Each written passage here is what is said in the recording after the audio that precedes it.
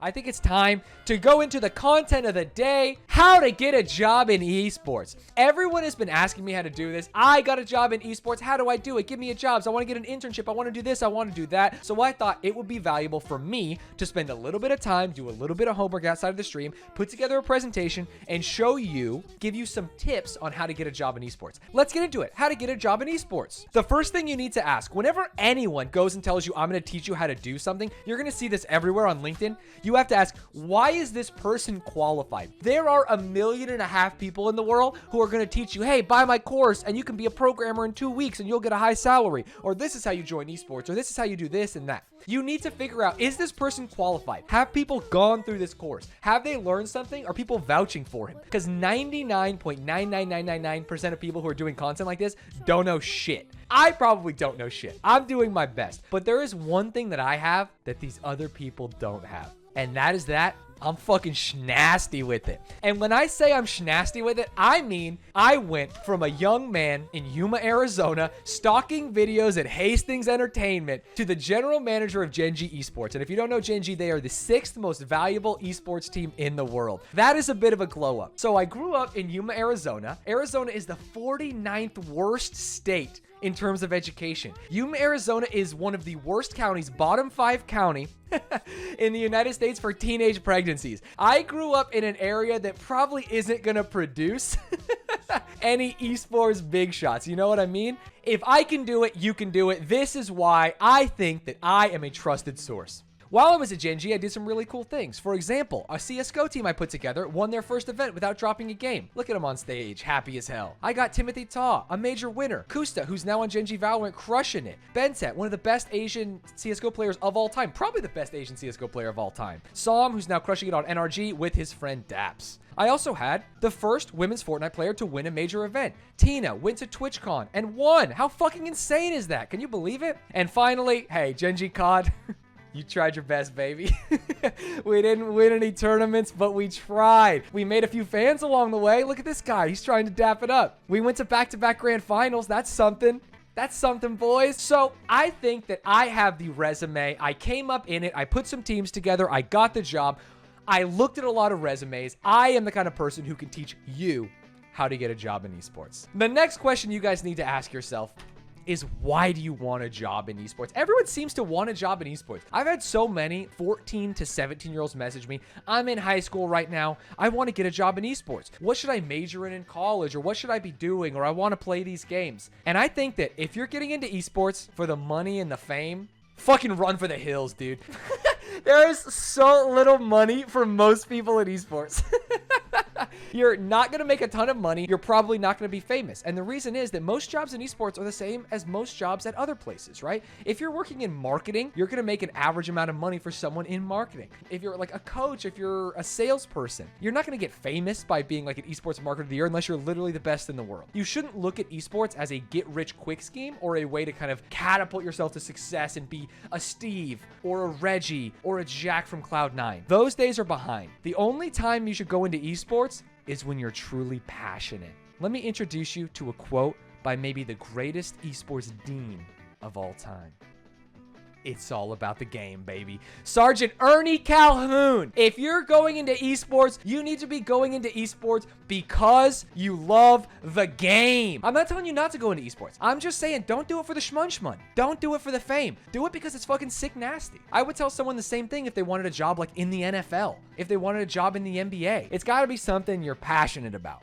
What kind of jobs are available in esports? So most people think that the only way to work in esports is as a player or a coach. But the truth is, there are 100,000 jobs in esports. Any job you can think of, there is an esports corollary. The obvious ones are sales, marketing, coaching, management. But there's some other ones that a lot of people don't think about. For example, some teams have chefs. I know that I think it was the Philly Fusion just hired a new chef. In season 1 of Overwatch League, their chef was like their most famous asset. People were tweeting about their chef all the time, and the team wasn't doing that well, to be honest. A personal trainer. Gen.g, I hired a sports psychologist for our CSGO and Valorant team towards the end of the time. He is now the head coach of T1 Valorant, David Denis. He's a great guy. There's legal needs. You have all these contracts going around. You have different leagues in different countries. If you have a law degree, you can work in esports. Finance. Esports teams are businesses at the end of the day. You're going to need a finance person. Operations, getting teams places, buying tickets, getting computers set up, apparel. Everyone's trying to sell things. Design, both in terms of web design, in terms of apparel design, in terms of social media design. You need all of these things in esports. There are so many jobs in esports that I guarantee you can have as useless a degree as a degree from the Arizona State University School of Politics and Global Studies and still get a job in esports. That's me. I had that. I had a job in political science. Do you think I'm doing fucking mock debate with esports players? No, not at all. I learned the basics in college. How to send emails, how to give a presentation, how to make a PowerPoint. And hey, that's really paying off for me right now, isn't it?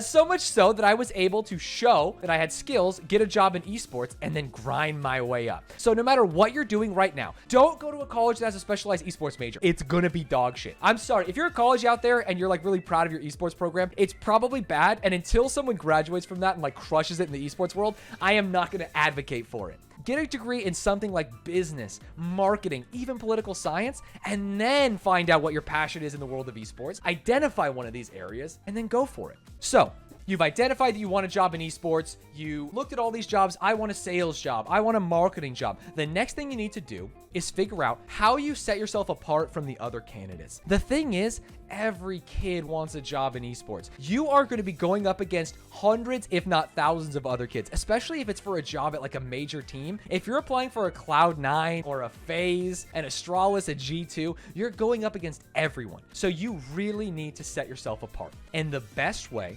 is with the experience you have. And I know the meme is like, hey, we're looking for an entry-level position, must have 5 years of experience. It's setting yourself apart through the experience you have. You might be telling yourself, well, how do I get experience? The only way to get experience is by getting a job in esports, and I can't get a job in esports because I don't have experience. Well, the truth is, and this is the dirty fucking secret of esports. Hey, Twitch chat, can we do like a blood oath here? Can we shake hands? Can we pinky promise? You cannot share the secret with anyone because I will get roasted.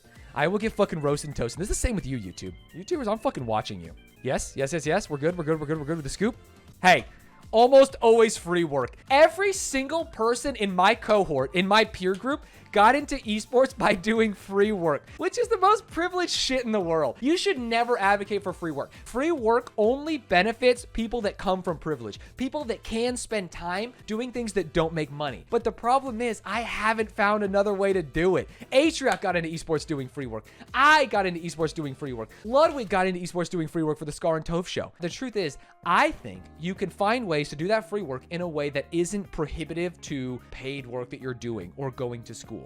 For example, my first free work in the esports world was as a staff writer for the CSL, the Collegiate Star League. And I will say, I probably spent about 25 minutes a week on this. Sorry, Duran, Kathy, everyone else at the Collegiate Star League. I did not spend a lot of time on my articles. I opened up a Google Doc. I shit out some content about how UBC or Harvey Mudd was the best school in StarCraft.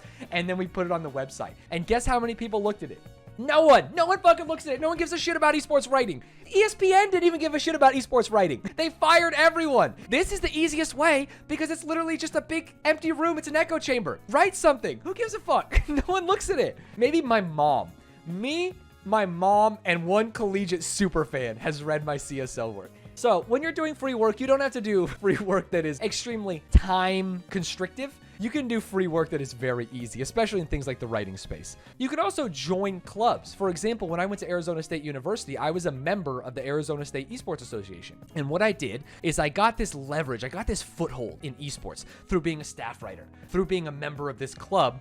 And I worked it and I twerked it. Ooh, I put in the effort. That 25 minutes was the best 25 minutes of my life. Because at the end of my time doing these things, I was no longer a writer. I was no longer a member. I was the director of production for the CSL, also free work, which meant that I ran the live streams. It meant that I was there to create the content. I scheduled things. I talked to all the teams that were competing in the CSL. I was the president of the Arizona State Esports Association, which meant I was in charge of things like scheduling the meetings, creating the merchandise, selling them, hiring a treasurer, making sure the money was happening. And I got more and more and more skills. And those skills allowed me to make the tiny jump. What you're going to learn is that in every career, not just esports, especially now in this modern era, it's not about going and getting a job like your boomer parents did or grandparents and just working there your whole life, getting a pension and retiring. You are almost assuredly not just going to be a mailman for 40 years and then retire with a house that you bought. That just doesn't happen nowadays. What you do is you get a job as director of production, and then you get a job as director of esports, and then you get a marketing manager and this and this and this, and every single job you make a little bit more money, and you get a few more responsibilities, and you do this and this, and all of a sudden you're managing people and you're moving on up in the world. This is unfortunately the way of the world. I would love to join a company and stay there my entire life, but I have not found that. If I didn't leave the CSL, if I didn't leave Curse, Team Liquid, Patreon, GMR, and now gen.g, I would not be making any money. For example, when I first got a job at Curse Media, it was right out of college. It was in San Francisco, which is one of the most expensive cities in the world, and I was making $48,000 a year, doing basically PowerPoints, making sales decks, trying to help the sales team make money. And if I had stayed at Curse, maybe I would have been able to get a promotion to make $55,000 a year, right? Maybe I would have been able to, after 3 years, make $60,000 a year. But because I said, fuck this, we ball, and went to Patreon, all of a sudden my commissions at Patreon, I was making like $70,000, $80,000 a year. And then I left for GMR, and I didn't even have to worry about commission to make that kind of money. And then I left for gen.g, and I was making that kind of money, maybe a little bit more in sales. And then I went to be a GM, and I really had him by the cojones because Twitch offered me a job. And so I got to fucking ratchet up my salary. You know what I'm saying? That's how I see the way of the world for young people to make money. This is not a real photo of me talking to Steve. But basically, I used my time doing that free work at the Collegiate Star League and at Arizona State to convince Steve Aronset that I was worthy of a job at Team Curse, right? Basically, I graduated from college and I cold emailed Steve. I saw that Curse was hiring for an account manager, and I said, Steve, I am the director of production at the Collegiate Star League. I've been a member of the Arizona State Esports League of Legends team. We qualified for IPL 6, and I have scrimmed against your academy team, Curse Academy. I believe that I've learned through being on an esports team and getting a degree at Arizona State University the skills needed to crush as a project manager or whatever the fuck he was hiring for. And Steve said, hey, this guy doesn't look like an idiot. I'm going to pass you on to a guy named Don Boyce. Don Boyce works at Cloud9 today. Don Boyce, if it wasn't for him, I would not have a job in esports. Don, if you're out there, if somehow someone links you this and you're seeing this, thank the fucking Lord that you looked at my resume. I wouldn't be here today without Don Boyce. Don Boyce hired me to be whatever it was. It was literally like sales management, blah, blah, blah, blah, blah. But when I was ready to leave, I was able to use my time at Team Curse as director of esports and my job at GMR as the global esports manager to get a job as the director of sales activation at gen.g. So what you do is you just slowly climb. Oh, yes, you just wiggle worm. You guys know about the caterpillar? We've all seen the caterpillar on stream, right? I do the caterpillar all the time for you guys. You need to do the caterpillar up the corporate ladder. Yeah, I'm crushing it. I'm in the fucking zone. And you know why I'm crushing it? Because I put in the twerk, baby. That's what I'm talking about. So let's look at an example. I'm not going to give you guys the final secret step until after we go through resumes. Let's pull up first Super Cookie Gaming's resume. Super Cookie Gaming is an aerospace engineer. And then an old resume that I used to at least get an interview for a job at the NBA. So on a resume, I talked about the most important thing is differentiation. So what is the first thing you notice when you look at Super Cookie Gaming's resume and when you look at my resume? What's the first thing you notice?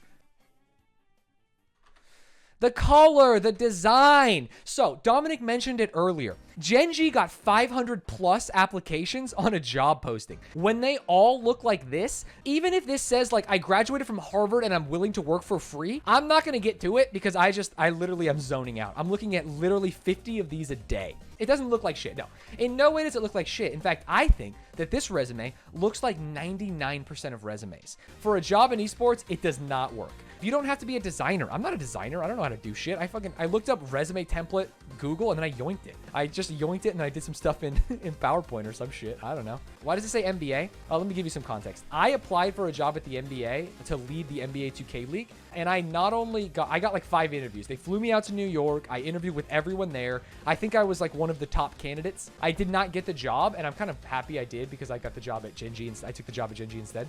This is an example of a resume that got me interviews at, I would say, one of the most prestigious employers in the sports space, right? Everyone wants to work in the NBA. So the fact that this MBA by some jabroni from Yuma, Arizona got me those interviews, I think shows that it has at least some merit to it. What's next on here? I would not recommend putting anything in college unless it had an esports slant to it, right? People don't really care about GPA. Now, this was made for aerospace engineering, so I think this is probably a very good resume for what it's supposed to be, like in engineering. Let me pull up another resume sent by a viewer from Carson Clark, who was able to use his school as something valuable on a resume. He's an esports organizer and manager. So, step 1, it's a little bit more exciting than this, right? I see a picture of this person. I've created some kind of bridge. Okay, this is Carson. He is a white kid with glasses, and he's an esports organizer and manager. Okay, this guy's doing it. Who is he? He's a community organizer with many different experiences in esports, from playing to coaching to running to esports clubs as a collegiate level. I have endless hours in the esports community. So the difference between Super Cookie here and talking about their collegiate career is that this person talked about actually founding an FPS club at Cleveland State University. If you are going to talk about school, it needs to be about extracurriculars. I don't think mentioning the classes that you've done or the GPA ever matters to an employer if you're not working in the engineering space. If I'm reading resumes for Gen.g, I don't give a shit. It's important to anchor these skills in a real world result. For example, like this one's great. Director of Esports is great. I supervised over 50 players and managers across 9 professional gaming teams. There is something real there. But acting as a senior representative and advisor in gaming and esports, what does that mean? I don't really know. If I said that as Patreon's senior representative and advisor in gaming, launched over 50 gaming creators and drove over $1.5 million in new business, that's juicer. You need to always say what you did, and it needs to be anchored in the real world. Rochelle likes STAR, which is situation, task, action, result.